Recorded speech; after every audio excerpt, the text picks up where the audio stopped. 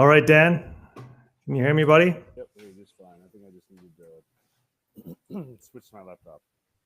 Fantastic. My phone couldn't All right. the gains that is this website. Fantastic. Okay, buddy, we're live. Awesome. Welcome to the show. I can't hear you very well. Do you have your headset in? Yeah. I do. I think you. Okay. Yeah, that's a little bit better. See if I can keep it closer to my face. How's that? That might work. Yeah, that's good. Can you check if the sound is off your headset or if it's off of your computer directly? Because that might still be the case.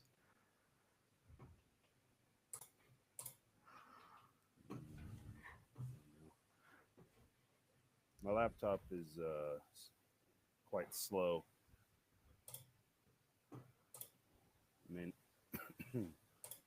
Okay, for everybody who's joining us on the live chat, guys, make sure you drop us a comment in the chat section. Tell from what you do, what your name is. Just make sure you say hi in there. Okay, Dan, we could probably go like that. I think that's good.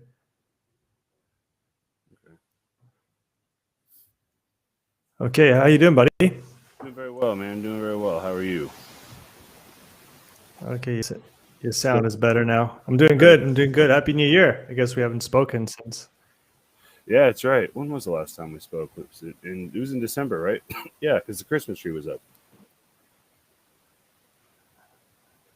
was in December at some point. Was it mid-December? Yeah, I think so, because my Christmas tree was still up in the background. It was. It was. And you had this awesome Christmas sweater too. That's right. Little different today, representing a home gym today. Well, when I say home Iron gym, Pit? I mean back home in Indiana. Right. Well, tell us a little bit about that gym. The Iron Pit is pretty old school. When you walk into a gym and it has kind of a rustic feel? Yeah. It's very, very similar to that. You go in, people are super cool. There's no flashy anything whatsoever, or at least there may be now. I've not been into the new facility since we've moved. They since have built a very large, or they took over a former rock climbing facility. Yeah. So now it's they went from maybe a 3,500 square foot space that had, your machines. They only had 3 weightlifting platforms, or 4, but they were predominantly like a powerlifting gym.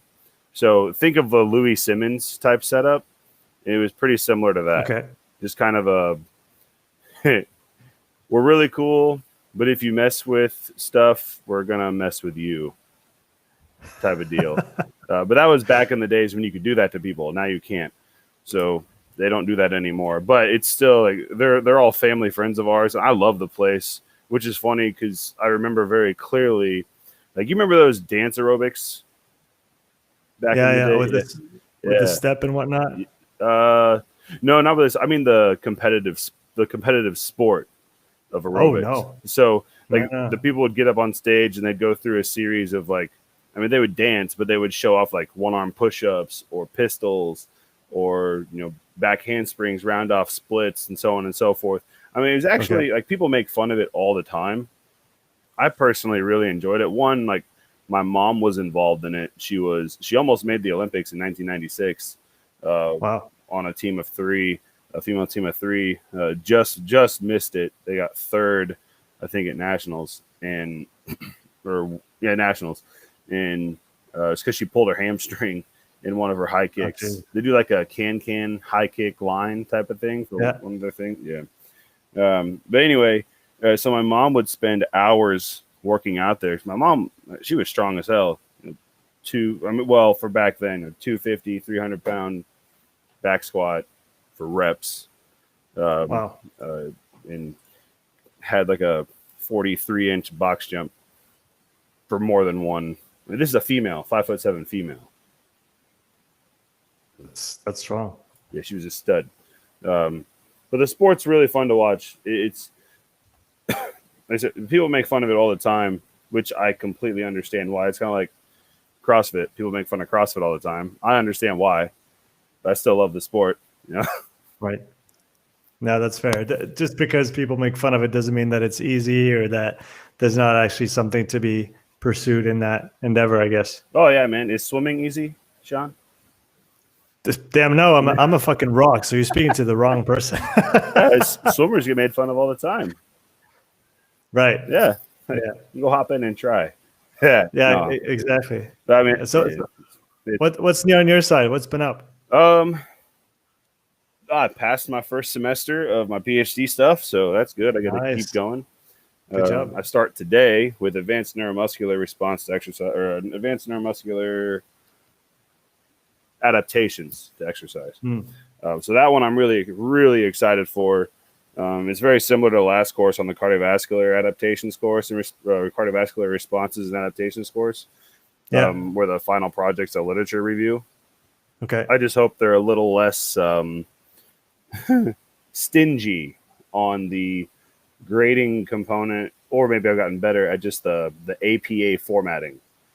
What's the APA formatting? So, I'm not aware. Referencing, you know, when you okay, yeah, you read a scholarly article and you have the list of references, there's a specific type of format, right, that you have to follow. And over here, anyway, I don't know if it's an internationally accepted form of. I suppose it is, because I mean, there's got to be some consistency across the board with all the papers that are published, right? So yeah, that's true. Yeah. I would assume so as well. I used a specific software that had the most recent edition of APA formatting, and I kept getting counted off, and I kept trying to figure out why. So I was using a bunch of different references to figure out why, and all of the content was fine. I mean, the intracellular workings of the heart and all the stuff you and I have talked about with SpO2, SMO2, anything blood nutrient related or blood oxygen related, that's what my course was about.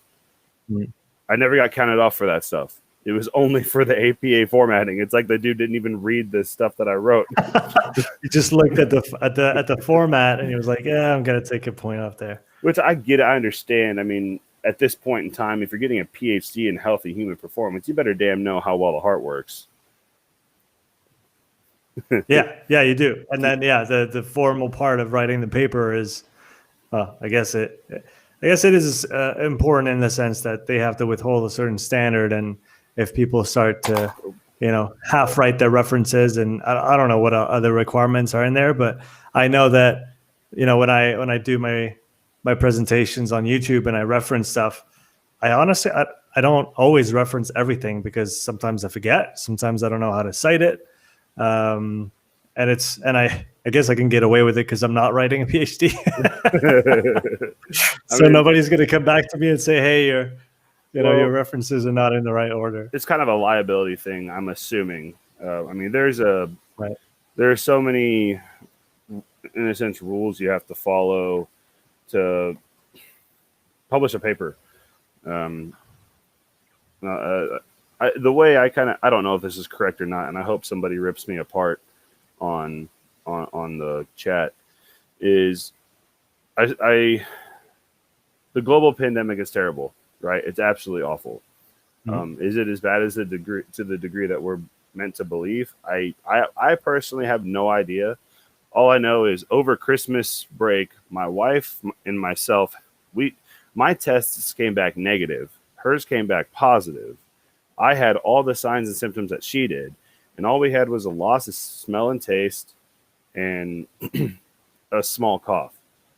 So, to our experience there was interesting, because now I kind of view it like all these COVID regulations, like they made me question, is this more for liability with companies and people, or like, what are we truly meant to believe? Now, all of those 4 people listening right now, I don't want you to think that I don't think the pandemic is bad, because I think it's terrible.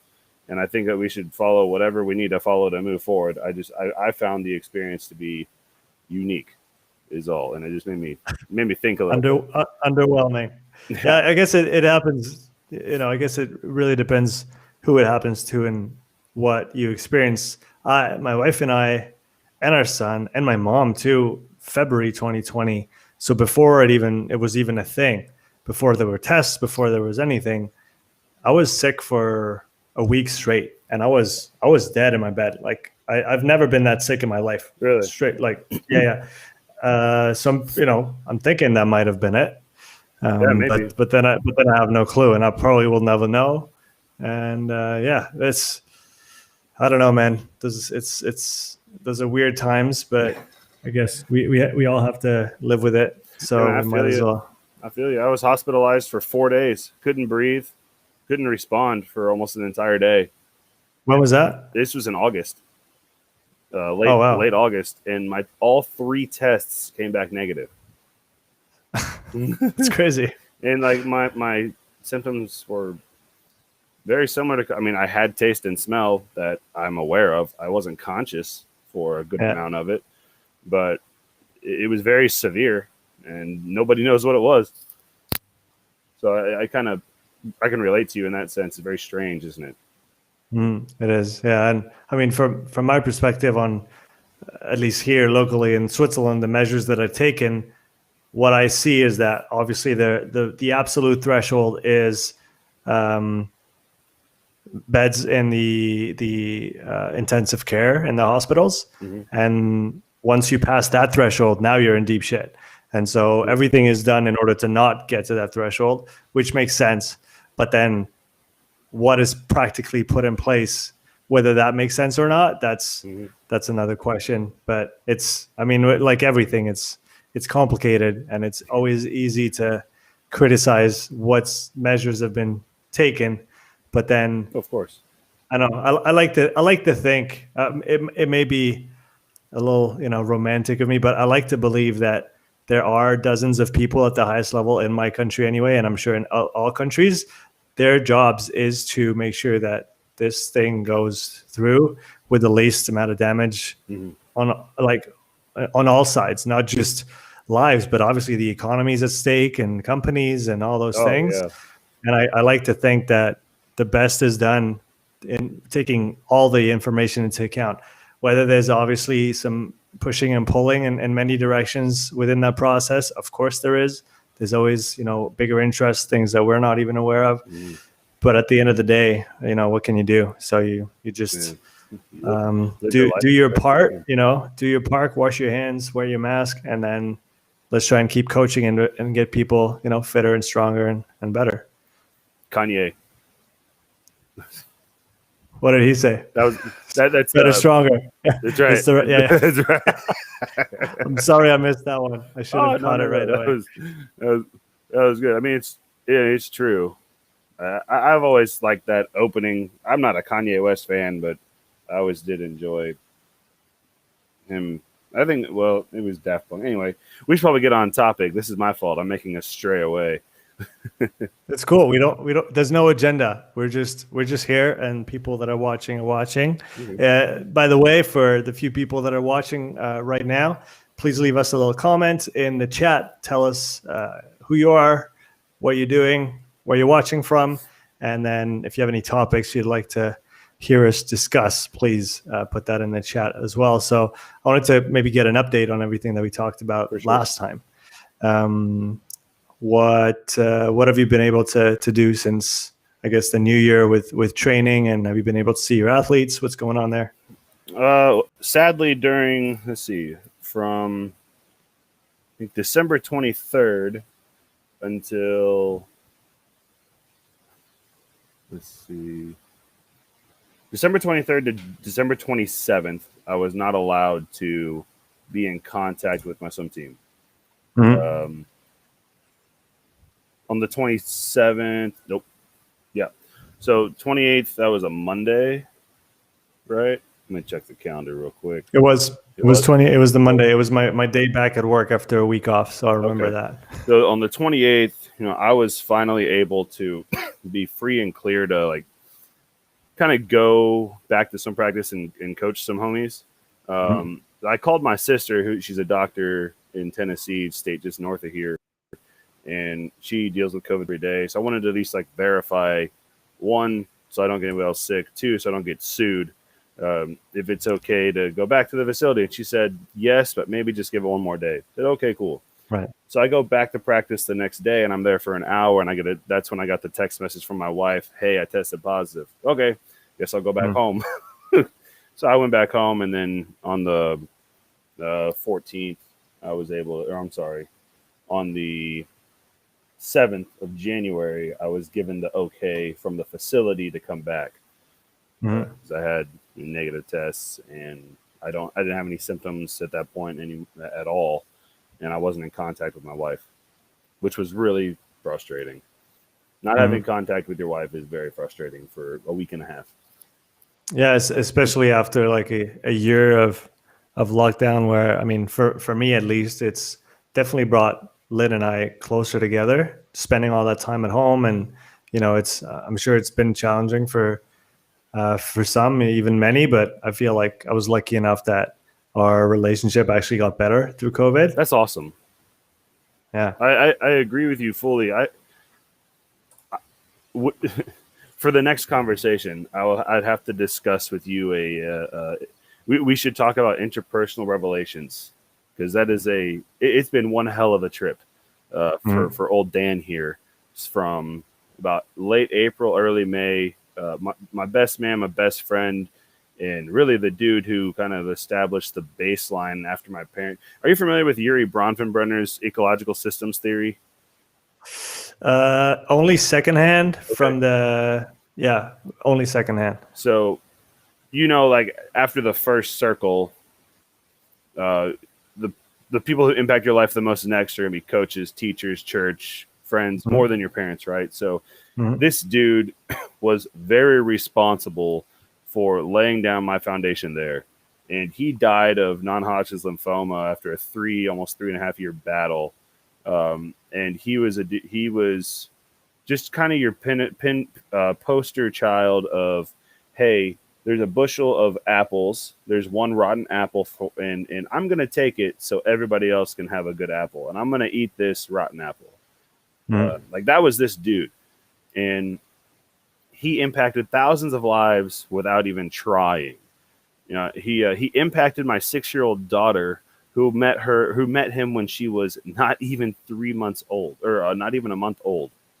And she was talking about him the other day, and of course made me cry like a big baby because I missed the dude so much. I never thought I'd get a tattoo in my life, not because I'm against him. I just don't like that type of pain. I got a tattoo for him on my back, like a month after he died. So it was unique. Anyway, from that point, Who was he to you? Dave Tanner is his name. He was my high school swim coach. He was 70 when he died. He was also the best man at my wedding. He's just a dude that was very involved in my life since, oh gosh, my sister's 4 years older than me. So since before she started swimming at high school, he wasn't her coach, but he didn't coach the girls team. Over here, I don't know how it is in Switzerland or how swimming's kind of done in Europe at the high school level. But you have a boys team and a girls team. And most of the time it's just 2 coaches, one coach for the girls team, one coach for the guys team. I won't say in most high schools, because I think that varies on the size of the school and the county and whatnot. Because he did end up taking over both teams before he died. But he was, I would essentially call him my early life mentor. One of those people who just sticks with you forever, and the legacy that you thrive to carry forward. What were the biggest things that you are trying to say live out now that in his memory, or from what he's taught you? From a coaching standpoint, or from a relationship standpoint, or both? Both. I'll start with the coaching standpoint, since that's the dominance of what your podcast is. He was the type of dude.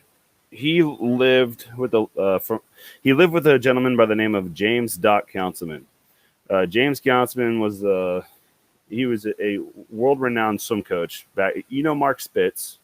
perchance. He coached him. Okay. He coached Indiana University from 1958 to 1990. He swam the English Channel when he was 62, somewhere between 62 and 65. I don't remember the exact date. We could probably just Google it. They won 6 national championships. He coached the Olympics a couple of times, and he had swimmers that they were the Matt Frasers and the Tia Toomeys of the swimming world. I think it was one of the 1960 Olympics. Pardon my cat. The Olympic team was the Indiana University swim team.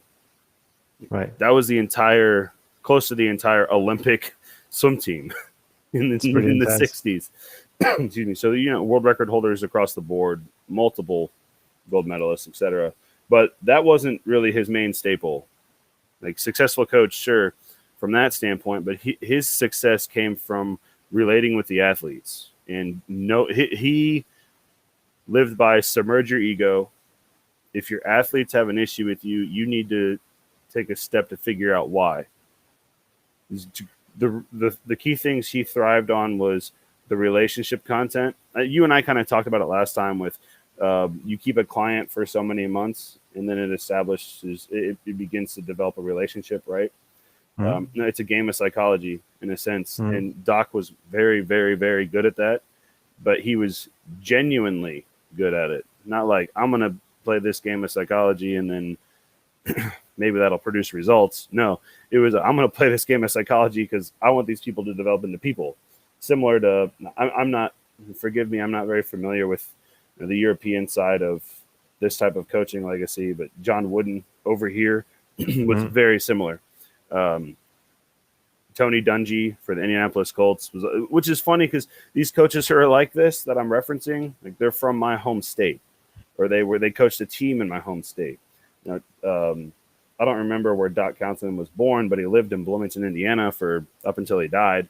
And Tony Dungy, Indianapolis Colts, and John Wooden, even though he coached UCLA and went on to coach some pro ball, he was from Martinsville, Indiana, which is 20 minutes north of my house back in Indiana. So I found that interesting that in the cornfields of Indiana, there's people who are psychologically inclined. But Doc Councilman also revolutionized the sport by introducing underwater filmography, Bernoulli's principle of lift and drag. That was really freaking cool. And then kind of implementing, I'll keep it really simple. How you do like track type intervals when you're running on a track? Yeah, introducing that into swimming. Okay, what was done before? Was it just all kind of either sprints or long distance kind of thing? Dave called it gardage, Gardage, garbage yardage, because in America we use yards, so I guess it'd be gar meters over everywhere else. Junk miles. Yeah, Jeters. No, can't say that. Can't say Jeters because that's a name. So go ahead and edit me out. Oh wait, we're live. We can't. There is no editing. It's all out there, Dan. But and if you ever talk to Kyle again, which I'm sure you will, Kyle Ruth, those training think tank for those listening, he lived with the Doc Councilman ideology as well, but it was more of a modern Doc Councilman ideology where relate to the athletes, know their athletes, and then you can be. This is me saying this, not Kyle. A drill sergeant Buddha, meaning like can wear both hats. Yes, there you go. Yeah, paternalistic leadership. Yeah, it's how much do you think that those traits? How important are those traits in a coach? Well, now we're getting subjective, right? Yes, let's do it. Oh no, subjectivity is a tough thing for me to talk about, but I'm going to do my best for you because I love you, and we've met each other 3 times now. I think that those qualities are very important from a subjective standpoint. If you want somebody to buy into what you're programming from let's just say an online coach's standpoint, you have to relate to them, right? It's not people sometimes kind of view it as a car salesman type game. Sometimes it's personal training. But I think that if you don't have those qualities of relationship and trying to relate with the person, what good will your product be? However, there's those people that are like, tell me what to do, tell me I suck, and I'm going to go forward, which is funny because in our last conversation, I referenced a dude who I've been helping swim, and he went from just absolute, literally couldn't swim across the other side of the pool without damn near dying to like actually being able to swim in open water. And he said to me, he's like, look, you need to tell me I suck. You need to tell me that I can't do something in order for me to progress. And I'm like, look, I'm going to do my best. But that's really hard for me to do. Like that was a challenge and a half. Because that's not my philosophy in the least. But the base of my philosophy is you have to do what's going to help. What you have to do is going to relate to the athlete. If that means talking about Pokemon, let's do it. Let's relate it to Pokemon. If you want to talk about, if we have to make swimming relatable to running or CrossFit or anything, let's do it. Like that part's easy. I mean, whatever is going to work from a personal standpoint is quite important. So a longer answer, I think those qualities it's difficult to change my mind that a coach should not have them. Especially nowadays when it's not the 40s, 50s, or it's not the 40s and 50s anymore. Like you can't beat someone into submission, emotionally, verbally, metaphorically, literally, to get them to do what they want. This isn't storming Normandy. it's a psychological game in this world now, and that type of mentality back then doesn't work anymore. That's why I firmly believe those coaches that I referenced, John Wooden and Doc, they were so revolutionary in that standpoint because they were coaching in the 50s up until the 90s, where that stuff wasn't very normal in the 50s, 60s, 70s. So they were the precursors of the movement. They may have been the dudes who set it in motion entirely. I don't know. I can't say that with much justification because there's probably people worldwide that do that crap. Yeah, well, I feel, and that's again only my humble perspective, but I feel like psychology as a field of study has gained in popularity in the last while. Yes. I would say that, when I was a kid, and maybe it's because I was a kid, but if we take, 20 years ago, for me, psychology, and probably just a lack of education, but for me, psychology was when you're cuckoo in the head, then you go see a psychologist, and they, they help you. So I'm not sure. My point of view evolved, and now I see it as a very important field of study to begin with, and then also something, like you said, to learn and to apply day to day, whether it's with yourself, with the people around you, with the people that you coach. So I think it's fascinating and indispensable, in my opinion. Oh yeah. Oh, hi, Nikki. Oh wait, let's put Nikki up here. All right. Okay. Well, Dan, we have your first question. Nikki, thanks for joining us. If anybody else wants to drop a little hello in the chat, please do so. And Dan, I'll let you take that one away and answer Nikki's question. Will do. Hi, Nikki. It's good to see you. Well, read your question. Nikki and I swam together my freshman year of college. Yeah. We have not connected for a good while, so I really appreciate this question a lot. So, Nikki, to answer that question, I would say I'll answer it briefly first. If they've never swam before, you essentially, the best approach I've had with the CrossFit people who sink, like Sean, is literally go back to the basics of get comfortable putting your head underwater. Because the experiences that I've had with working with people who have not swam before or are afraid of water, the panic sets in very, very quickly, just because there's no access to oxygen when your face is in the water, as you very well know, Nikki, being a collegiate swimmer yourself. So I'll take somebody at the extreme end who was afraid to swim to the other side, let alone halfway. We literally just did bobs, where we went underwater, blew out air, and then came back up and tried to control the ascent, as opposed to, Sean, do you know whenever you go underwater, you blow out all your air, you panic and you just kind of lurch for the surface, like, oh shit, I need air now.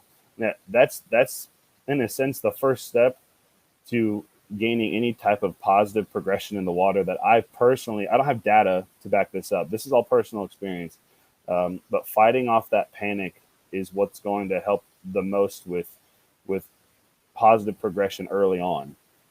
It's like, that early neural adaptation in training. Like, you start strength training and get these, after a month, these huge gains in strength, Sean. Yeah. And you don't look any different. You don't really It's not muscle. any different. Yeah. No, not at all. It's very similar in this sense, but it's a game. That psychological game we were talking about before. And then from that, you can move on to your basic drilling, Nikki. I mean, obviously, as you very well know, and this for everyone who doesn't, kicking is what drives you forward in the water and what keeps you the most buoyant in this sense. And outside of, keeping your diaphragm and lungs full of air, because that's a balloon. However, not everyone can swim holding their breath for a mile unbroken. That's pretty impossible. So finding that balance point of how to stay afloat. So I know it's not as complex as a sense as you were hoping, Nikki, but this is the very, very basic starting point: is get comfortable submerging your head underwater, and then some kicking drills. We started with placing your hands on the wall, legs are behind me, head in the water, kicking. We can't do nasal breathing in the pool, Sean. It's difficult. We'll have to bounce back on the nasal breathing, because I have some updates for you on that front. Oh yeah, that's what I like to hear. When you do the wall exercise, with the breathing, do you do full inhale, exhale? So inhale out and exhale in the water, or do you also keep water in the lungs so that you float better? So that's an awesome question, Sean. Like, more awesome than you can truly realize. Yeah, that's true, Nikki. You did. Thank you for your question, Nikki. Shoot me a text anytime you want me to follow up on that. I would love to talk about that some more, because that's something that a lot of adults tend to overthink. You're not reinventing the wheel when it comes to learning how to swim or teaching someone how to swim who's never swam. You have to treat them, in a sense, like a child, because water is terrifying to people. Sean, getting back to your piece, can you repeat your question real quick? Yeah, so essentially, when you're doing your kicking drill and you have your hands on the wall and your legs behind you, and you're breathing out of the water and exhaling in the water, at that point, do you already think about the swimming and not breathe full inhales and exhales so that you can stay more buoyant? Or do you, at that point, are you still kind of segmenting that to the point where you do the full breath and then you do another progression step towards shorter inhales and exhales? So I think that's remarkably subjective from a like an anatomy standpoint, or if you have more fat, you float. Yep. So you have to find a method that's going to help you stay afloat, that's going to continue to eliminate panic. And the purpose of those drills that I referenced are to continue to fight panic. And to give you a quick explanation of, when your hands are on the wall and your head's down, and let's just say you're parallel to the bottom of the pool, the second you lift your head up for air, your body's going to drop. Like, this is my head, this is my legs, my body's going to drop. And then you either have to kick harder or figure something out.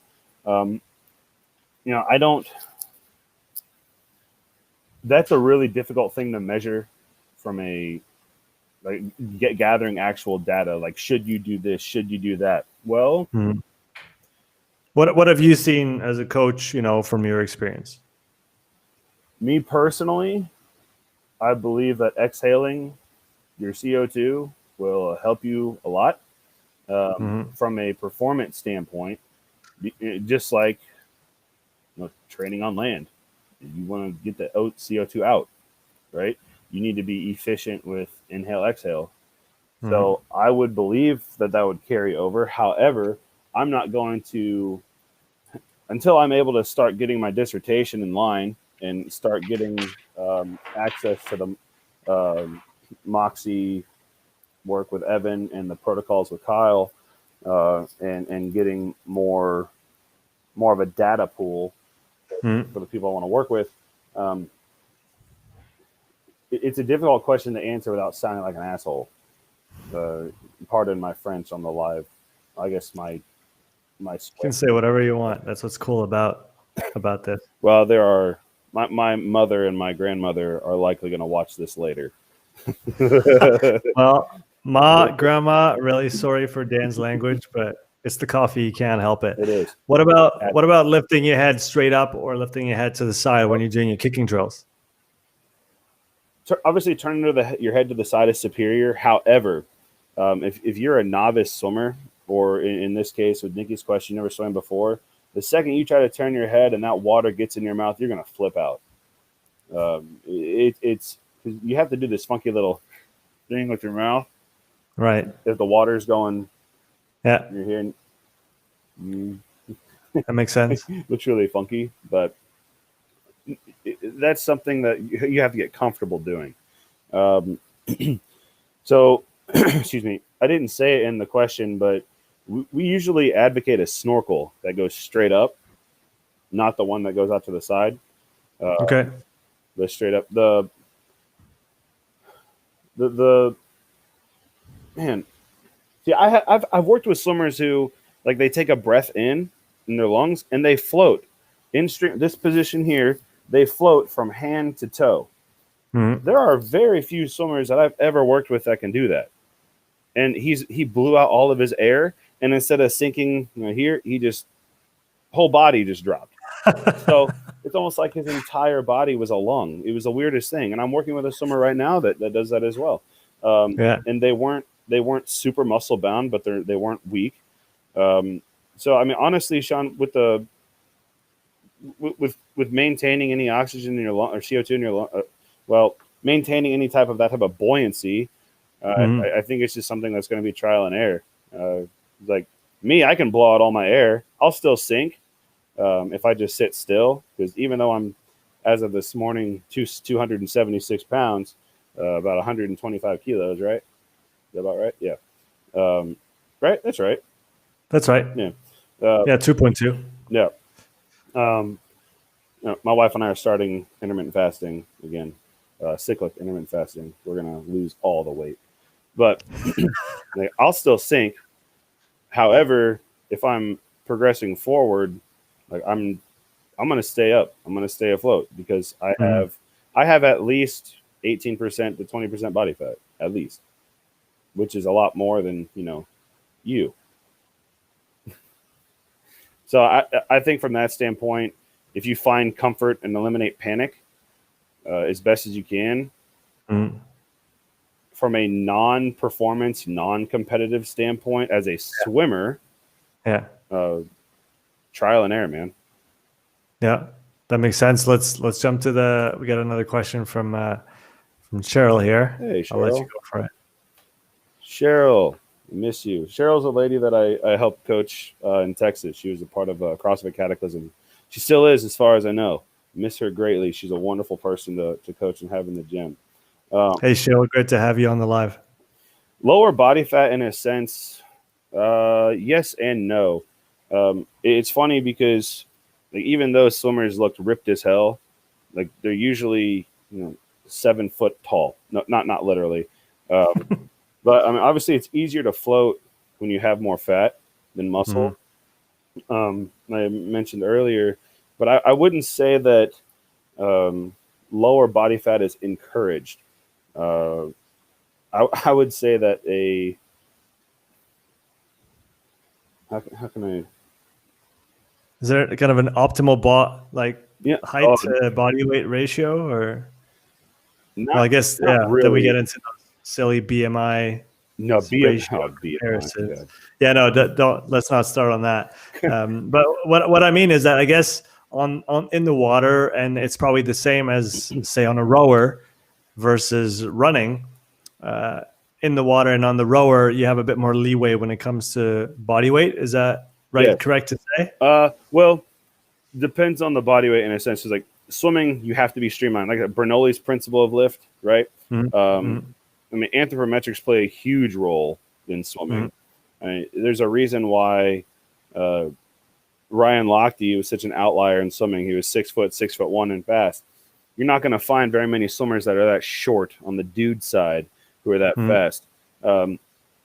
High performance swimming, to not get physiological, relies greatly upon your anthropometrics, your height, your streamline, meaning, like, are you able to actually be a torpedo in the water? You know those pencil dives you do off the high dive? You just jump it. Yeah, that how tight can you be? Swimming, gymnastics, and track are super similar in a sense. Swimming takes from both. When you push off the wall, if you're not streamlined, if you're loose, okay, think of it as kipping. Sean, when you do butterfly and kipping pull-ups, if your legs I only have one shoulder. Well, okay, just think generally then. Go for it. Let's do this. If you ever attended or looked at a Dave Durante video or Power Monkey Fitness, anything, the demo guys, are their legs super spread apart, or are they fully engaged, like staying tight, and their cycles are very together? Like, which is it? Oh, interesting. Well, from memory, you see both on the competitive CrossFit side when it comes to kipping. But when you teach it, what do you use? That's a great question. I wouldn't know. I don't teach CrossFit much, so. Well, not CrossFit, just gymnastics. Oh, the pure gymnastics? Yeah. I would say, together, definitely together. Absolutely. So if your legs are apart and you push off a wall, your legs are here, this is going to happen. Whereas if you're tight and locked in, if you're tight and in line, the energy is going to stay linear. It's not going to spread out. So it steals from gymnastics from starts and turns on that point. And, but the aspect of, is there an ideal body fat range or build? The build is the streamline component. So you want to be slender, but you need to be powerful and strong, but you need to be hypermobile also in a lot of aspects. Like, why was Michael Phelps so good underwater?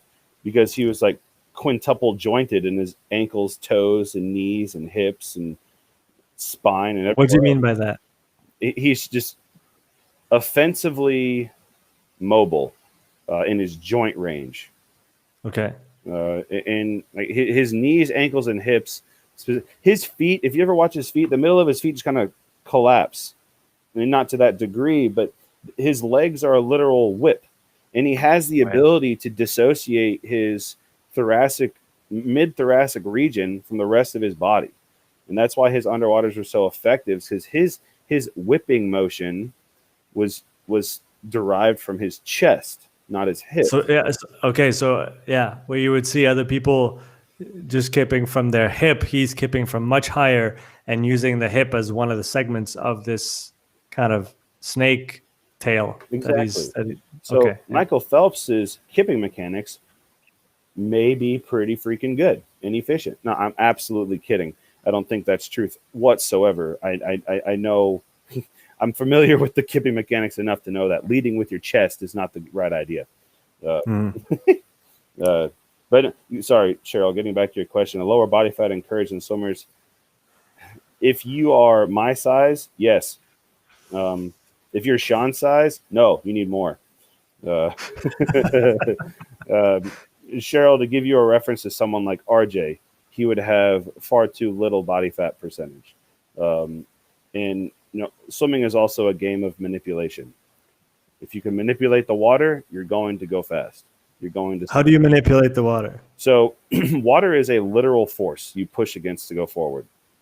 And you manipulate that through it's called, there's rotation involved with kick, involved with your connection of high elbow, and depending on what event you're swimming, if you're swimming sprints, you want to have an inverted relationship with shoulder to shoulder. So one shoulder's up, one shoulder's down. You know, in that high elbow catch position I'm referencing, I'm going to see if this will work. I'm going to have to stand up and show you here. It'll come right at you. See how my elbow goes up? That creates, I'm catching water. I'm reaching, catching, pulling, pushing against water with not just my wrist, but my arm, my forearm, my elbow. And when you're swimming and you're rotated, you're completely on your side. You're not really at speed, but you're actually moving water with your lat also. Sorry, my child just yelled. She's at her school closed today for a week. Oh, it did? Yeah, I think because of the COVID numbers. Yeah. But the joys of homeschooling. Oh, it's fine. Like, she's great. You know, she loves. How old is she? 6. She'll be 7 in March. She loves doing schoolwork. Punishment for her is not letting her read, do math. She doesn't. I mean, she watches TV, but she's not like, I want to watch it all day, every day. She doesn't play. She doesn't play video games. She doesn't have a tablet. She doesn't have a phone to distract her. She has books and Pokemon cards. You're welcome, Cheryl. My daughter, my 6-year-old daughter, and myself, we have spent far too much money on Pokemon cards. Sean, if you excuse me for one quick moment, I'm going to close the bedroom door. So go for it, give me Dan. 1 second. All right. So Cheryl, thanks for your question. Nikki, if you're still around, thanks a lot for asking as well. If anybody else has swimming specific questions for Dan or anything else that you want us to talk about, go ahead. We have another 10, 12 minutes here to go around. So feel free to say hi in the chat and then let us know what you'd like us to talk about. Dan, keep going. Oh, Pokemon cards. You know what? Pokemon, it's a good thing to invest in right now if you have some good ones, some PSA 9s and 10s, and you know what's going on in that world, then it's definitely a hot moment to get into it. I've been buy-sell trading Pokemon cards for the past 5 years. And do you so you're probably the best place to talk about this for all the people here who wanted to talk about training. It all went out the window when you mentioned Pokemon cards. So how is it now? How's the market now, the Pokemon card market now compared to 5 years ago? It's significantly higher. I sold 4. I had 2 normal base set Charizard cards that were PSA 9s. I had a Shadowless Charizard card base set that was a PSA 7, and I had a Neo Destiny Shining Charizard that was a PSA 9. I sold all 4 of those for $1,000 3 years ago. I would have sold one of those last month, the Shadowless, for approximately $6,000. Do you regret your sell? Absolutely I do. But that being said, I have approximately $22,000 worth of Pokemon card equity sitting right next to my chair here. So What's your plan in the coming months and years with those? So I have a binder. I'm just gonna grab this real quick because it makes me really happy. Hold on. Get it. Yeah. So for those who just jumped in, we're actually talking about Pokemon cards now. So if you're not into Pokemon cards, get up to date because it's a real thing. I have a binder that I'm building for my daughter. The first page might make you poop. So, these are all the original cards. Oh, nice. The heavy hitters. That's awesome. Yeah. I'm building an entire base set, and I don't know if you can see it. Yeah. I'm building a Champion's Path Master set. These are all at least these are straight from pack to sleeve. So Yeah. all of these cards are in sleeves, except the majority of the base set ones are not. They would probably grade at like PSA 5 at the lowest, but the majority are probably 7s. Sadly, the old Charizard in there is probably a 6. But by the time we are 50, that might be worth like 30 grand. Who knows? Yeah, it's like it's like you're setting up a portfolio for her, but instead in a sense, yeah. I mean, this crap is very similar to the stock market, man. Like, yeah. I mean, I think it's because of celebrities like Logan Paul and Logic and all those. Well, it's supply and demand, right? I mean, so many yeah. people are getting it back into those, Oh, and and it's if more people want them, then they're worth more. That's true. Unfortunately, like, the market's super saturated right now with the old the king of the cards, which is the Charizard. So like his price has gone down from like the secret rainbow rares. I think you can buy them now for like $250 to $300, whereas they were $700 a month and a half ago, ungraded. Oh wow. Yeah, but no, it'll come back up in time. Don't you worry. It does this. But I'd like to. Well, if you unless you have anything to add on that, I'd like to hear what you've found out about the respiratory stuff, the nasal breathing. Oh yeah, so I had actually published today the podcast with Daniel Krumbach, who worked with Jörg Feldman early on and who's been in the game, in the physiology testing game for 25 years now. That's awesome. Honestly, from my perspective, is probably one of the most well-educated people on the question. Okay. No question. Evan is up there, and Aaron Davis as well. But from everything that I've seen and read and heard from Dan, I've been lucky to speak to him again this Wednesday or last Wednesday. He just has. Yeah, it's a fantastic chat, and he goes pretty hard on nasal breathing, just like Jerome Dempsey did, in the sense that. To sum up, I think their point of view is that using nasal breathing at rest is one thing, and yes, it's optimal. But as soon as you start engaging in exercise and you have ventilation needs that are above, 6 liters a minute or whatever it is when you're not doing anything, that goes out the window because you're playing with a much smaller canal. You're talking about higher. Depending on how you're doing this, higher efforts, you're talking about introducing a voluntary component to respiratory frequency, and that in and of itself, and that point specifically was where both Dr. Dempsey and Dan were really kind of heavy on, is that you do not want to influence the way that you breathe from a frequency standpoint. The chemoreceptors that we have are perfectly tuned to what they need to do.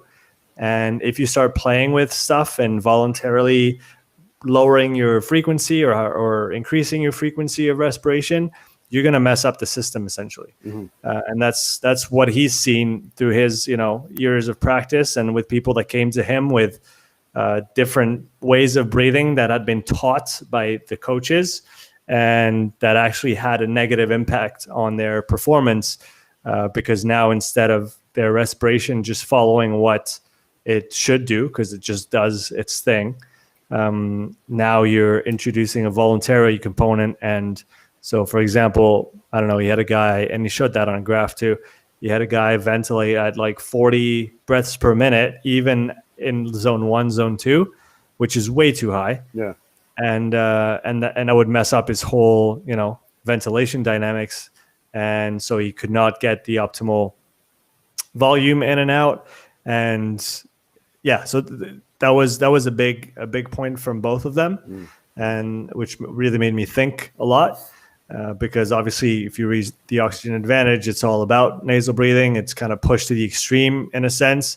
Then there's also the aspect of hypoxic training, and you're obviously a swimming coach, so that's a very particular situation to be in as an athlete and underwater in the water, and the lack of oxygen is a real thing because of the nature of the sport. But then when you talk about doing that voluntarily, like putting yourself in a low oxygen environment through training, through certain breathing techniques, or even at altitude, the adaptations are negative.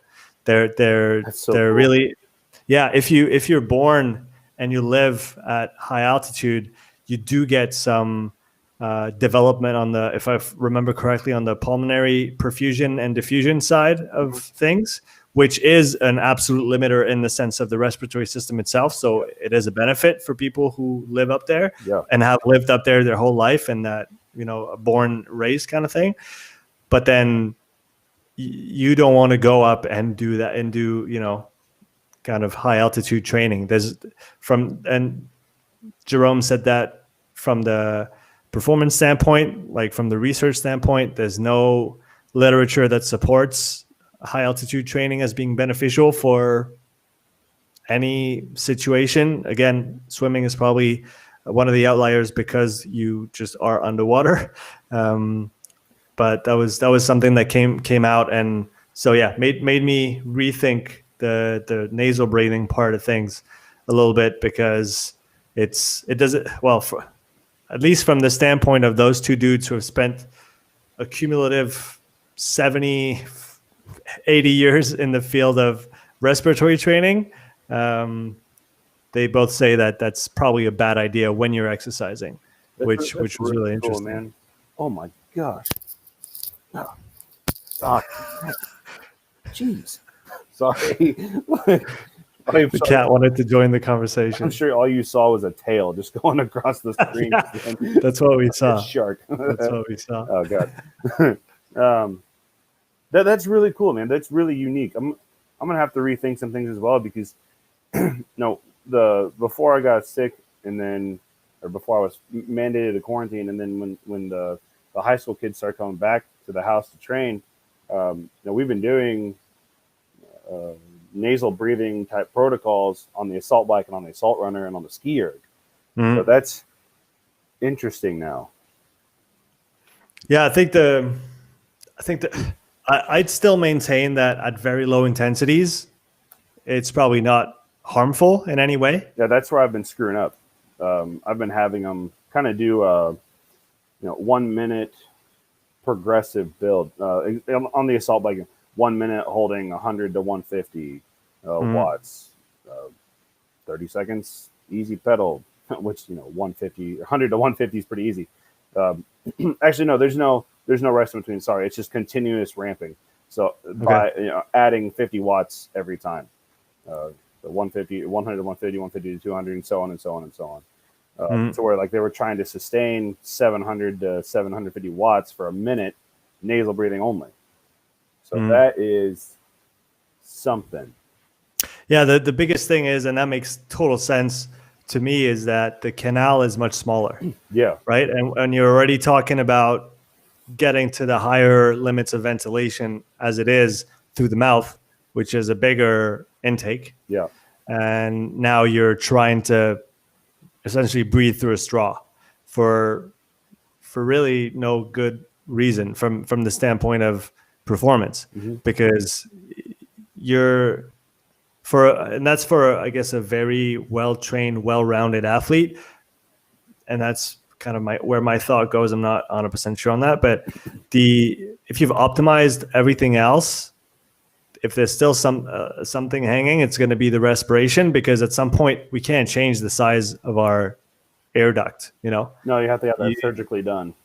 Your upper airway size has a fixed size, and that in itself is going to be a bottleneck, no pun intended, to air, right? When you're trying to get, 150, 180 liters per minute. And so you don't want to be doing that through a straw, essentially. No. Which makes a lot of sense. So I think that, the premise of the oxygen advantage, and we could finish on that. I've got 3-5 more minutes tops. Yeah. So I think the premise is interesting, but he's taken it way too far. And that's what Dan was saying, is like, he said he essentially really doesn't like that book simply because it's brought awareness to something that is interesting from the respiratory standpoint, but he's pushed it so far that now people are essentially screwing up their breathing, trying to use that only as if it was the, sent from above new way of doing things. Are they really?